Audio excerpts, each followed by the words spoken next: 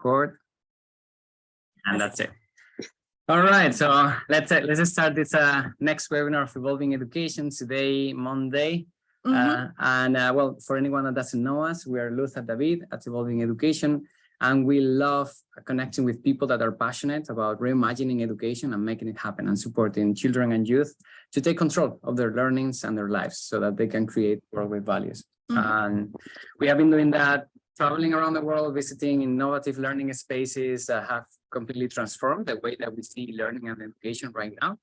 And we're less nomadic right now, but we still love to keep connecting with people who are inspiring us to look at education through different lenses. I don't know if you want to say something. No, you say talking too much. Oh, you took over. Maybe you can present Hermann. So we have today Hermann Gams, and I met him really long time ago, and he has been with us during the whole process of creating Evolving Education. So I'm super excited for everyone to know him. Yeah, it's kind of a present, I think, that we're bringing to this community of people to have you with us today, Hermann, because it's it's a really tough process of creating something new and creating something with the aim of having a positive impact. It's kind of even harder, it feels. But at the same time, it gets you to connect with amazing people that are aligned with those values and that are also working to make this possible. And it's really hard to do any of those things alone. So having you along this, what has been already 2 years or something like that, even more. Since more than 3 years, I guess. More than 3 years now. Yeah. Because even before we went to India, I think you connected with Abjit, for instance, in Project Defy. And you have helped us to open many doors and find really amazing people. And in many occasions where we felt like, what are we doing with our lives? Why are we complicating so much our existence? And you help us to look at it from a different angle. And, or to keep following our dreams. Yeah. But I think that's the main thing. That word for me represents the support that you have been giving us was, you have a dream, you have to follow it. And that's it. And there was no doubt about anything else. And then at the same time, all the support and the weaving that you have been doing, that has been literally amazing. So at the end, you don't feel alone in that process. Yeah. And we're really curious actually to know more about your lives, your all the projects that you have been involved into, and DreamAcademia, which is kind of the platform, and you always say best wishes from Dream Valley, Silicon Valley. So we want to know more about your life and how it took you to DreamAcademia and what it is for anyone that doesn't know. So thank you to both of you for the wonderful introduction. I know exactly about all those obstacles you might face because I've been on that path for more than 16 years now. And it started all in 2006 when I left the corporate scene after having worked in the casino business for more than 20 years. And I decided to step out of the corporate life in end of August 2006 with the aim of creating a sports management agency, actually. And I was doing education in this field and started to create a network in this field. But very early, I met my now co-founder, Harald Katzenschläger, or Katzi, what is his nickname. And we were both in the same, more or less the same situation. We were both family fathers with 2 kids. We were thinking about our values, about our view on life. He was also stepping out of the corporate scene, having worked as a flight attendant for 16 years. And we felt that something going wrong in the world with the common values society has. And so we decided to reflect on or found out that dreaming is not part of our common education or part of our lives. And especially young kids are too seldom asked about their real dreams, because very often they start to follow what their let's say what their surrounding is proposing to them, no matter if it's the parents or family members or friends or whatever. And so we got closer and closer in the discussion, and on June 13th, 2007, we created a vision. We painted it on a flip chart, actually, and the vision was that we want to bring people together where the former Iron Curtain divided Eastern and Western Europe for decades. So we wanted to bring people together there, passionate people, reflecting on their dreams, exchanging, creating new ideas, starting projects, and all those dreams which which came together there should be shared with the world. So that was the vision we created on June 13th, 2006. I'm just looking for the picture because then I can show it to you into the chat. So this was the vision we created on June 13th, 2007. And then we more or less started from scratch, asking people about their dreams. Mm-hmm. And what we also found out is, or that's why we renamed our region Dreamicon Valley. We said if there is a Silicon Valley where all those technical inventions are made, we also need a Dreamicon Valley where people come together and talk about their dreams, share their dreams and ideas, and create something new. And by creating this vision, we started to ask people about their dreams. We started with a young hockey player, with a young Austrian hockey player who was offered to go to a hockey college to Canada, but his mother couldn't afford to send him there. And yeah, so we created this project for him, even got him the funding. And in early 2008, I was flying with this young man to Canada to bring him directly to the hockey college. And that's how it started, more or less. And from sports to startups to people in the education field, in the art field, yeah, I would say all different kinds of field. We started to meet people, we started to connect, and we started to do our own events, which means we started small community events with 10, 15 people. In 2009, we applied for a TEDx license. So in 2010, we were the first TEDx organizers in Austria. And that's what we've been doing for the last 15 years, doing events or bringing people together. And from there, we started to create this, as we call it, Dreamer community. It was the two of us who started it, or who initiated it, and now it's on Facebook. It's a closed community of more than 1,000 people now who started to get to know each other over the years, and we started to create this community both locally and globally by doing this event. And the let's say unconventional path we took is that we trusted in life, which means for the last 15 years, we haven't created a business model or any product or any service. We do not sell anything. We are giving without expectation. And that fact led us around the world to many, many places. So we were in India, we were in Africa several times, a lot of times in Silicon Valley or different places in the US and in many countries around the world. I would say around 25 or 30 countries we just visited within our project in the last 15 years, and always connected to wonderful people. And what I also have to say, and that's a very, very important fact, we just could start this because we had some resources left from our careers before. Otherwise, this very unconventional path wouldn't have been possible. And that's a very, very important side note, because that made it possible for us to act for the first 4 years without any income. And then, returns in different ways started and, kept us on this path for the last more than 15 years.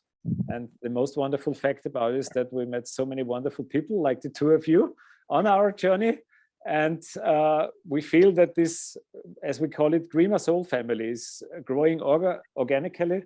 And and more and more like-minded people find find a way to connect, they start to cooperate, they start wonderful co-creations, and that all around the world. I mean, we have never met in person, but we feel so close already. And the three of us are looking forward to, when we finally hug each other. Yeah. And you said something there that some people might have got like, oh, you have the resources to start, but actually I think it's a massive jump to decide I'm actually going to use all the savings that I have in creating this stream, in creating this project, which is about supporting other people. We have done the same thing ourselves as well. Just now that the project just started to take some momentum, but it's been more than 3 years already running on savings, and just believing that this is the best thing that we can do with our time, resources, and in every aspect. Yeah, you say their passive life. Yeah, but expectations is what we found out, on our journey, we found out about 3 mentors. One is Santa Claus, the second one is death, and the third one are the children. And Santa Claus, we found out when we asked people about their dreams, very often they just had very tiny dreams, and they even didn't want to talk about it. And as soon as we put a Santa Claus puppet in front of them and told them, create the most wonderful dream you could imagine, they started to think even bigger.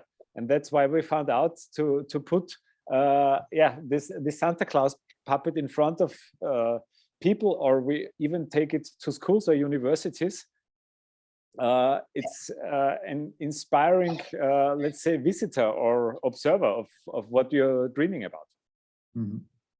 Then about death, no matter how old we are, no matter which walk of life we go, we never know how long our life is going to be. And this is one fact, and the other fact is that death is almost never talked about in society, but it's the only certainty in life we have, actually. And so it's worth to reflect about it and to make ourselves aware that we just have a limited time on this planet, and we should use it as good as we can, or in a dreamful way, actually. And that's why we also sometimes take a golden skeleton to places we are talking to people, just to give them a reminder that we do not have endless time on this planet. And last but not least, children. We have so much capacity as babies or young kids, and this is getting lost on our path. And the older we get, the more and more we lose of our, let's say, personality we have from birth. And just to remind ourselves about this playfulness approach in life, to remind about how easy life was as a kid, no matter which circumstances you grow up with, and just to reflect about, or go back to this curious and childhood mindset that often helps a lot, especially people in, let's say, people who have, I put it like this, have a lot of life experience.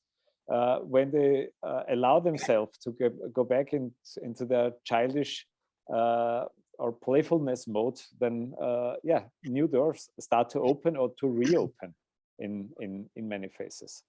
And it's so important, especially in connection to education, to really keep this curious and playfulness mindset. And just to remind people about this is a big pleasure, and I'm happy about myself that I kept this for me, and that I'm surrounded by a lot of wonderful people who also are acting in the same manner, more or less. Yeah, and an important point there is it's moving from an scarcity mindset to an abundance mindset, which you can actually feel that what you have is enough, like to have that fulfilling life.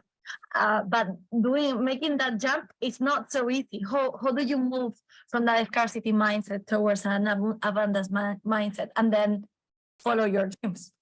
Yeah, well, I think first of all, especially young people need to be reminded that they are enough how they are. Each of us has so much potential in every way, but as a society, we are kept small. We're kept small in our education, and I got the feeling that yeah, this is wanted by decision makers all around the world, that people do not wake up and gain their full potential. This is on the one hand side. Another way to go from scarcity to this abundance mindset is surround yourself with like-minded people and with people who help you grow, with people who are interested in your personal growing and who want to support you. And because what we realized, especially now, we are entering this sphere of co-creation, and more people start to realize that it's not about these ego shooters all around the world. It's about yeah, creating projects together and to share resources, to share knowledge, to share patience, and that's what it's all about. And I just can give this advice that no matter where you are, no matter what you are doing, look for people who are open to your dreams and who you feel are giving you energy and who are not draining you. And very often it's the family members who are draining people, because they have they never had this kind of mentoring maybe in their life, or inspirations from outside, and so they even can't think of another life that they have lived themselves. And that's what I found out, is that so often one word supports people in encouraging to get yeah, to start really reflecting about their dreams. And another thing which became obvious to us is that it's so necessary to talk about our dreams as often as possible with as many people as possible, because we met so many people who maybe kept their dream secret for even decades. And your dreams just can be supported when you share them with other people. And very often possible resources are just around the corner, or they occur within the next conversation, or with the next place you go, or whatever.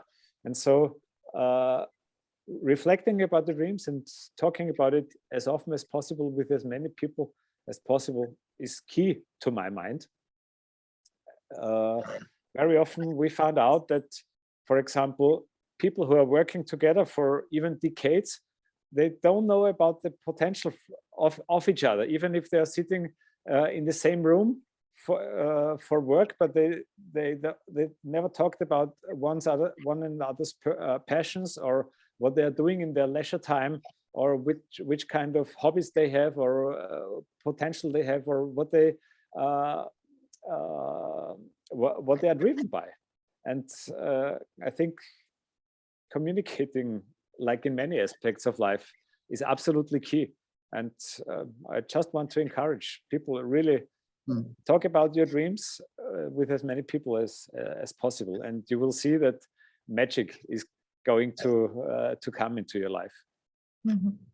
There is something super important there from the things that you have said. No, surround yourself with people that are that have those passions and that community. Talk about your dreams.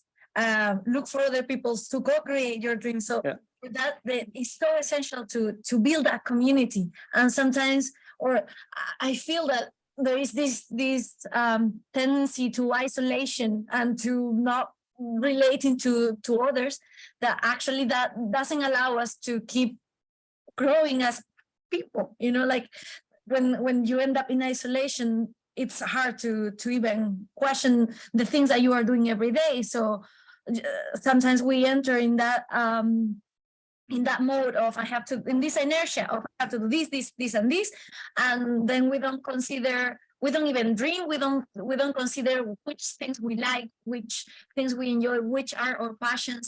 And then if you are not happy either with yourself, then there is not any connection with any other people. You feel completely lonely and almost unable to fulfill those dreams and don't value them.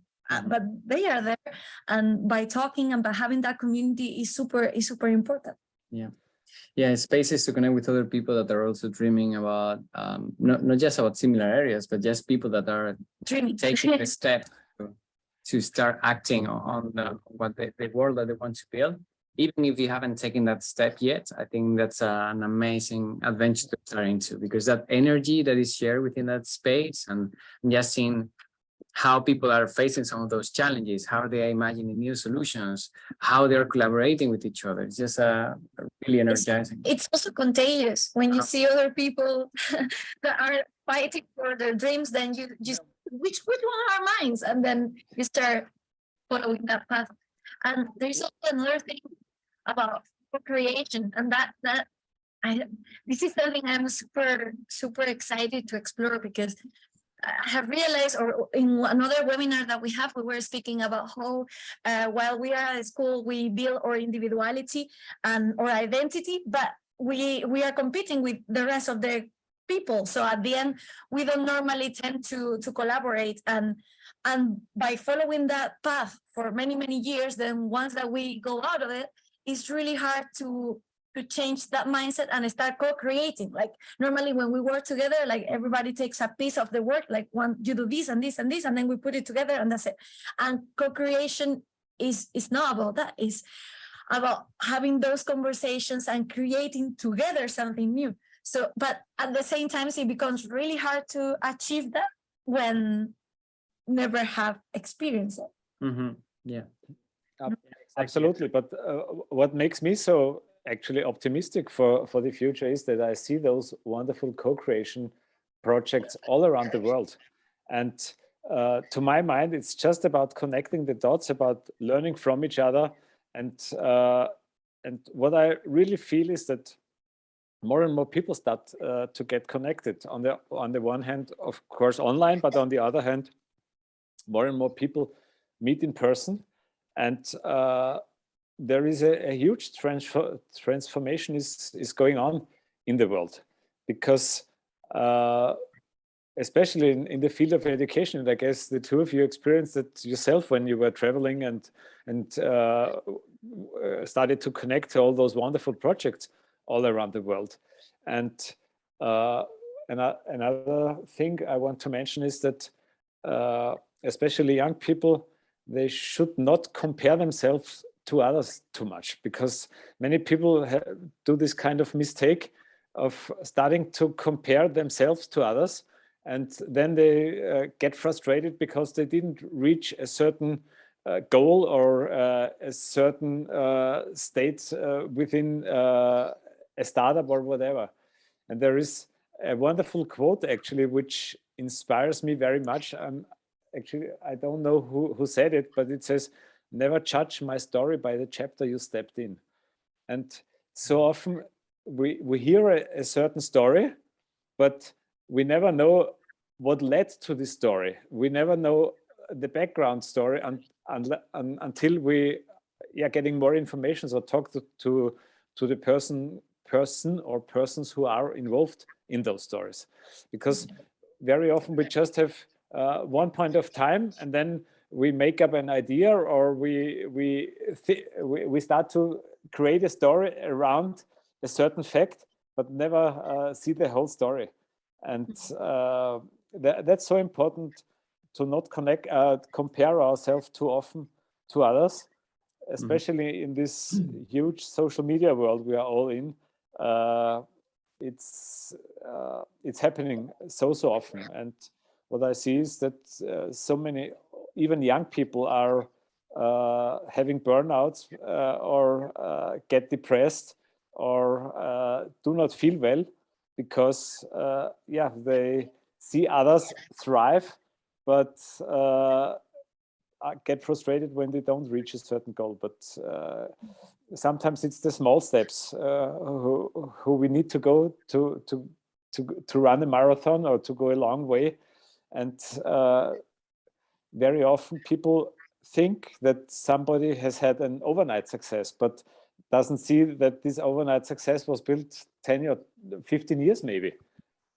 And just because it happens at a certain point of time, we often don't know the work behind it, no matter which project this is.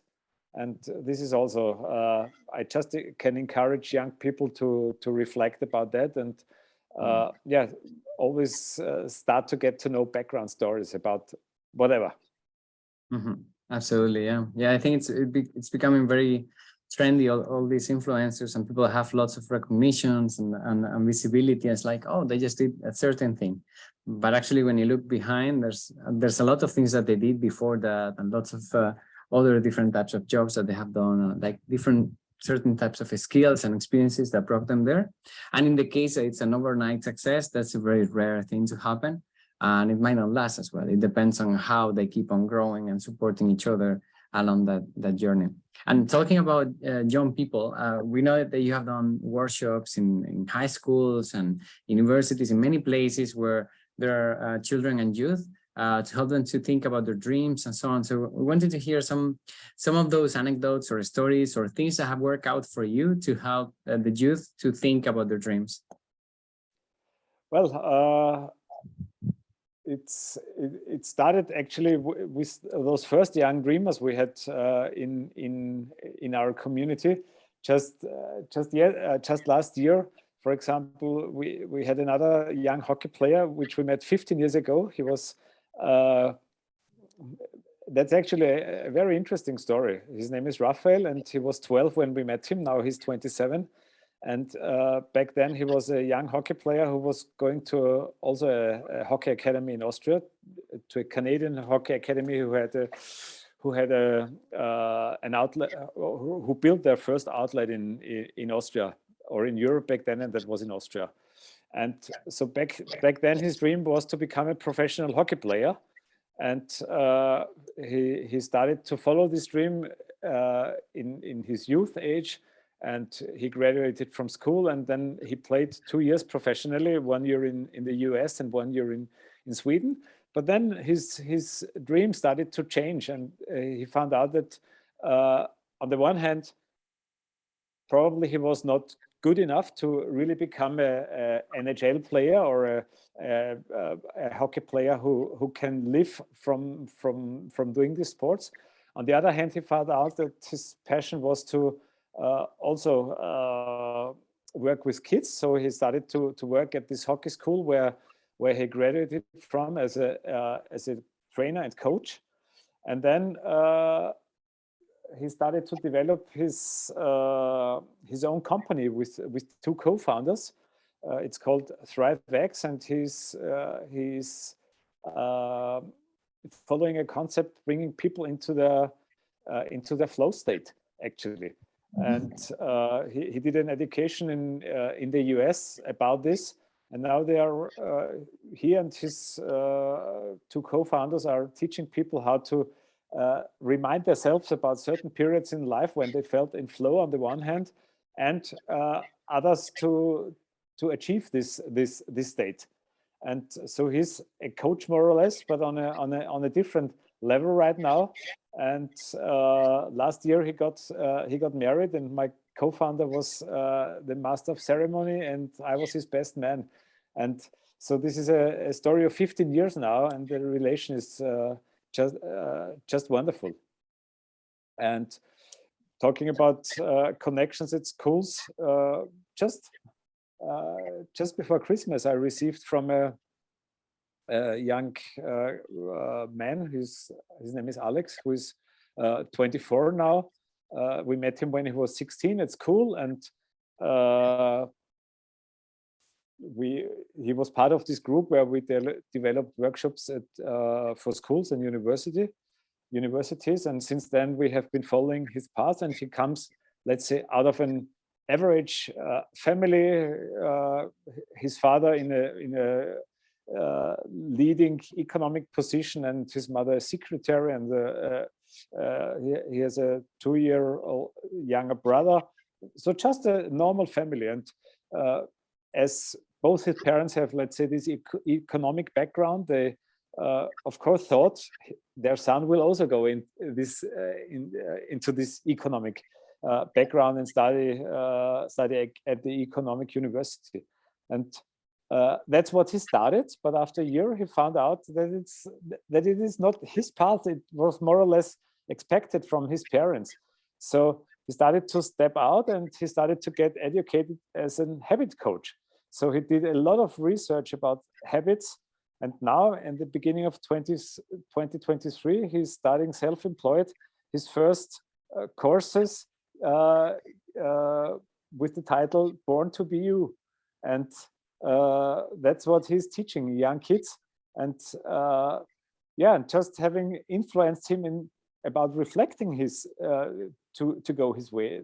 That is, to my mind, so important that people start at least, or kids start about thinking about their own projects. And of course, not everybody will start being self-employed or going a let's say visionary way.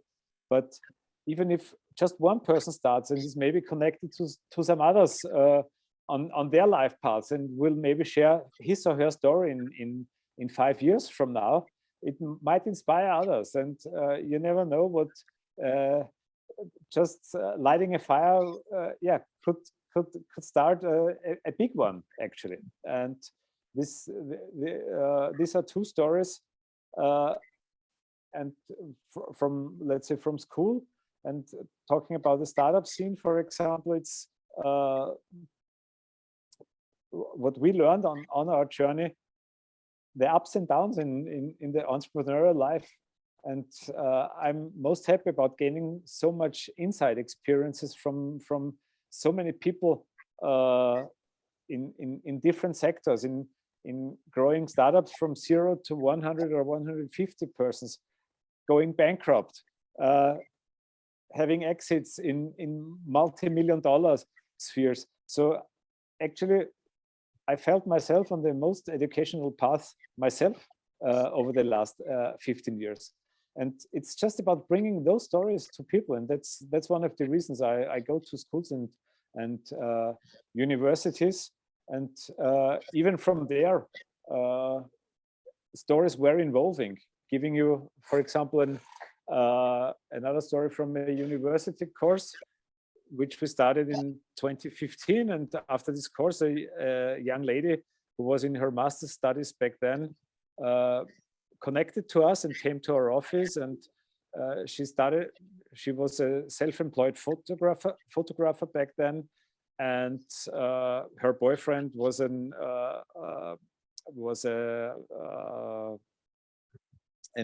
engineer, and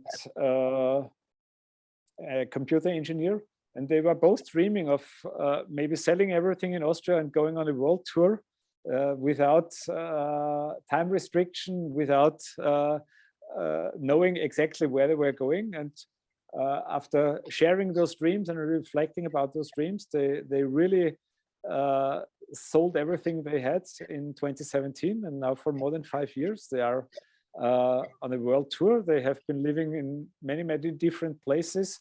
They were in Bali already for 2 years and went back just a few weeks ago again. And yeah, they follow their dream, they follow their passion. Right now they are yoga teachers and sound healers, and giving Akashic readings and creating sound journeys in the pyramids of Chi on Bali. So they started to live this life they dreamt about. And yeah, this is just 3 stories we came across. Mm-hmm. And I'm really curious about those workshops that you mentioned a couple of times in universities and schools, just to get a feeling of how they look like, or what, whether there are talks or group dynamics, or whether how they work with children and youth. Well, on the one hand, we share our story, and we share the stories we experienced ourselves all around the world. Because very often, especially kids, no matter where they are from, they are just in this, let's say, surrounding thinking they are born in, and they most often they do not know anything else. Just if they have maybe a visionary person in their surrounding, but most, let's say, average kids, they don't have any, let's say, any visionary mindset around them, or any entrepreneurial mindset. It's just about opening their minds on the one hand, and then we found out most of the times we were the first ones who were asking them about their dreams. And we encourage them to talk about their dreams. So what we are doing in those workshops, we have a concept we call speed dreamings. We just let the kids stand in 2 rows opposites of each other, so that everybody has an opposite neighbor, and we encourage them. One is talking and one is listening. One is talking for 1.5 minutes about his or her dreams, and the other one is listening. Then we change it, and after they have both spoken for 1.5 minutes, we just take one person out of the row. Everyone is stepping to the next one, and we do it this 3 or 4 times. And just in those 3 or 4 times, when kids talk about it, they find out that their dreams are changing, or that they get inspired by what they have heard of others, or they find out that somebody has a similar dream, that they might join forces. And it's just about starting these conversations about dreams. And we offer them, of course, to connect to us if they're interested. And we have built up a couple of connections to those school kids for many years now. And yeah, and that's basically what we are doing. And what helps very often is when we encourage the kids to talk about the people who inspire them, because then you find out, on the one hand, how their mindset is. On the other hand, you often find out about, let's say, local heroes, about people in their own environment. And so often, especially the young ones, think that this is not good enough to show it to public.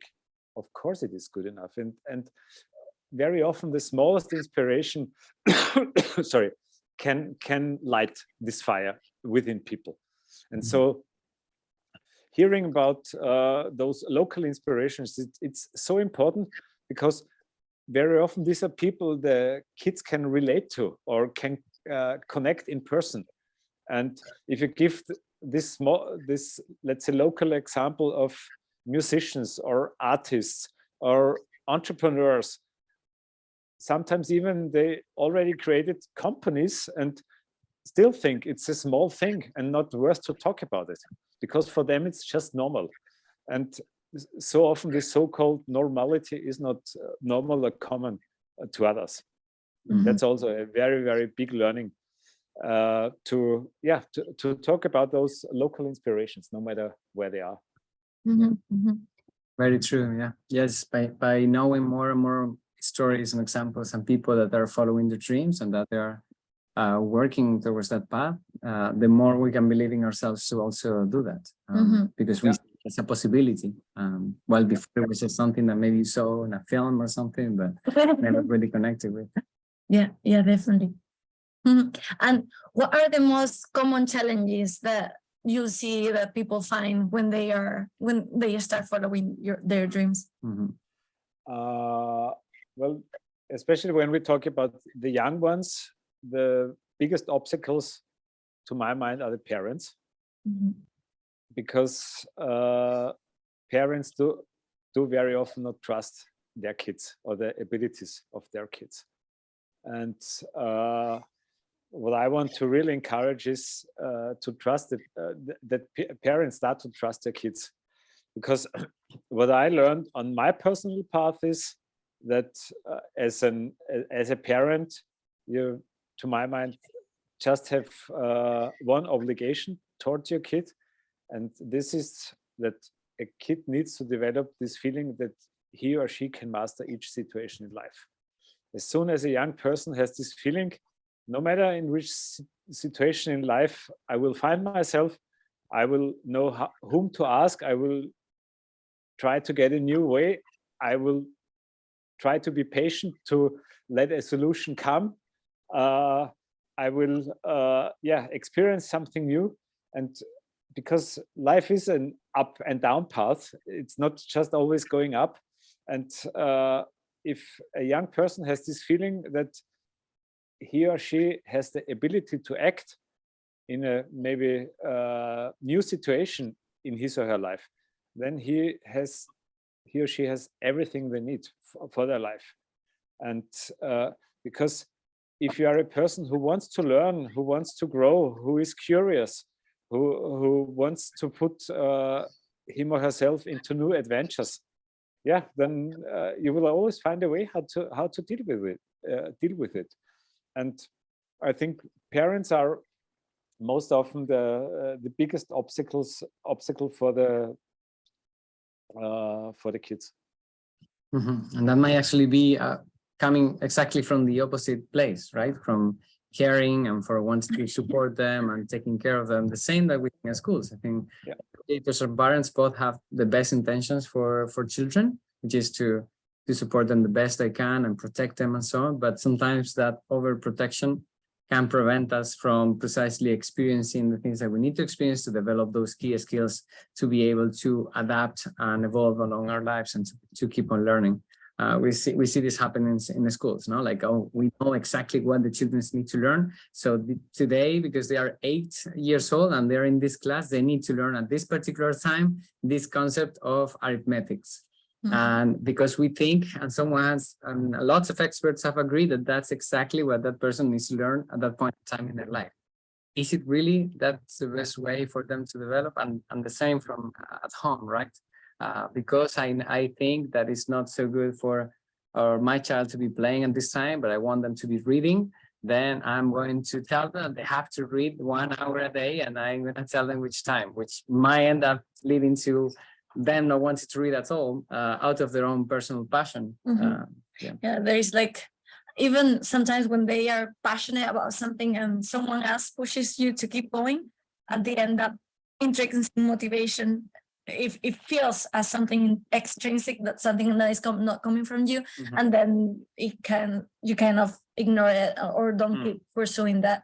So there is that balance of it. I guess that it's a real challenge to be really supportive, because each of us have our own intentions and expectations, and then we kind of want to lead people that way, but that might not be the best thing to do. So it's also that, I guess, that the biggest exercise is with ourselves, being aware of where those fears come from, reflect about them, and then do they make sense, or is something I'm actually it's because society has established it like that, and then I have accepted it. And then if it's like that, how can I change it? How can I start moving in a different direction, or in a direction that I actually want, and it comes from my decision, not because that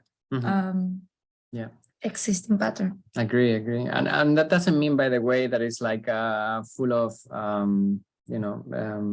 just that anyone does absolutely whatever they want. No, we're living in a community, there are responsibilities, and there are things that might not be good for us. And what we need is a space for reflection and to ask critical questions and to help people to move through that thinking process, to make their own decisions in a conscious manner. And if they take a decision maybe we don't agree with, that's fine as well. It's just learning along that process, because it might be that that's the best learning experience that they have. Yeah. You see in my background, you see the painting of Leonardo da Vinci. Yeah. And actually this Leonardo's Academia, this is what influenced our path a lot, because even like 500 years ago, he was thinking about this Academia in the sense of just providing an open space where people can come together and they share ideas, they share their stories, they share their experiences, they share their dreams, and just creating this open space. And there is this wonderful painting of Leonardo's Academia. This is this actually. And you see the free space in the middle must always be kept free. Nobody should own it. It just should be provided, no matter if it's for 3 hours or for 7 days. But if people can come together in this open mindset, and they can exchange without needing to fulfill any goal or create a certain project within this time period. If all this this knowledge can flow more or less from in between the persons, and people inspire each other, that's so often the fundament for projects which might evolve, let's say, 5 years later. But very often the first seed is put into the ground, especially exactly when this meetings are happening. And we experienced that, for example, that's maybe also an interesting story to share. We experienced this within our community with a Dreamer Week at the Sea, which was created in 2020 for the first time, where yoga retreats were not possible due to COVID. So people were just coming together in Croatia because the location was already rented, and suddenly 35 people signed up, and they created the program themselves. And a year later it was 45 people, and last year it was already 70 people. And you just need to provide those open spaces and let people be creative in their freedom, with all their passion, and with this manner or what drives them actually. Yeah, super important keywords. Creating a safe space. I think that's essential, because once that we feel safe, we can be ourselves also, and then we can share our passions, and then we can talk to others, and with that's the beginning of everything. Having that space where you feel safe.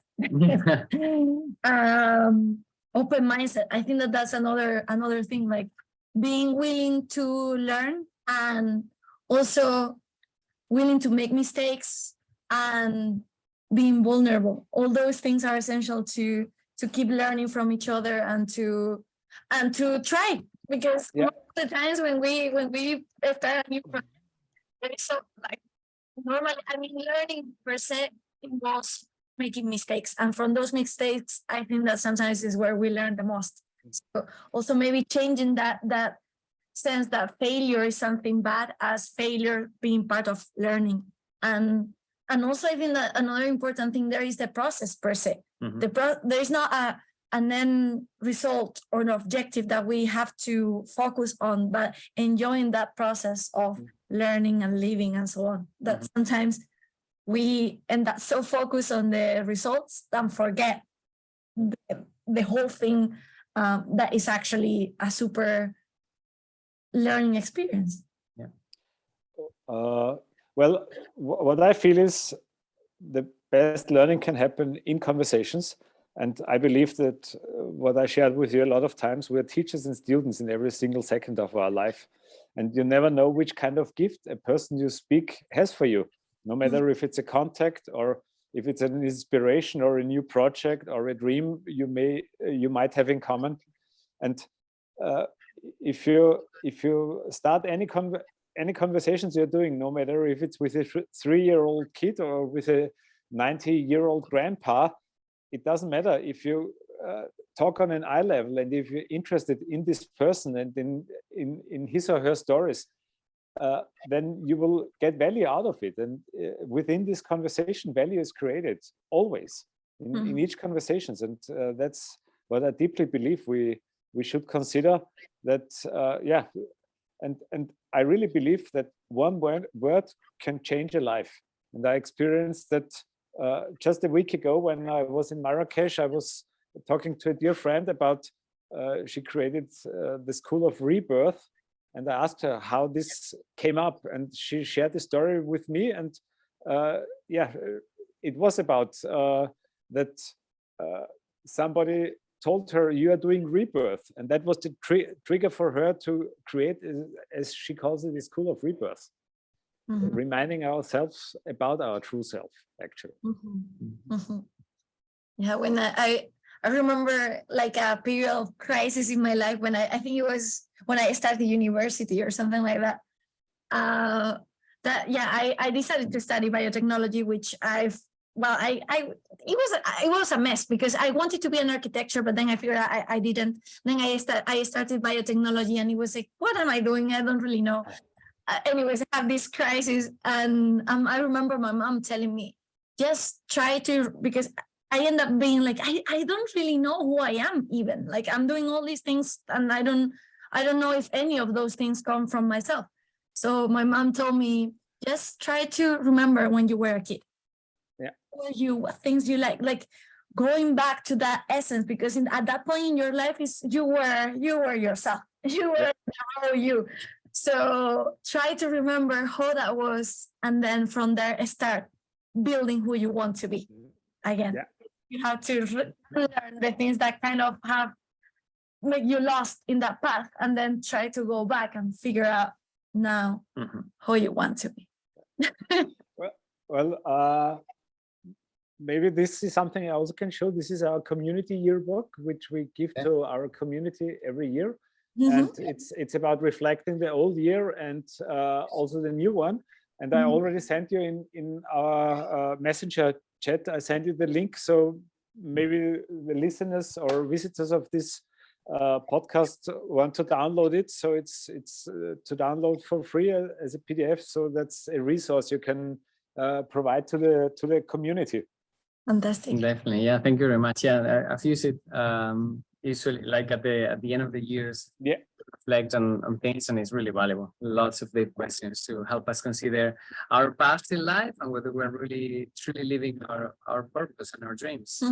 Yeah. Yeah, and that's also one of those wonderful things that it was developing from year to year. Always some new artists started to do the covers. Just to show you, it started with a simple PDF more or less in 2015 and 16, and then it went from this in 2018, 2019, 2020, 2021. 2022, and this is the last one. So, and it's a whole community project. So when we did it for the first time, we were asking the community who wants to be part of it and design the cover. And you see, we have now 6 different covers from the last 6 years, and that's also a wonderful co-creation process, which is happening.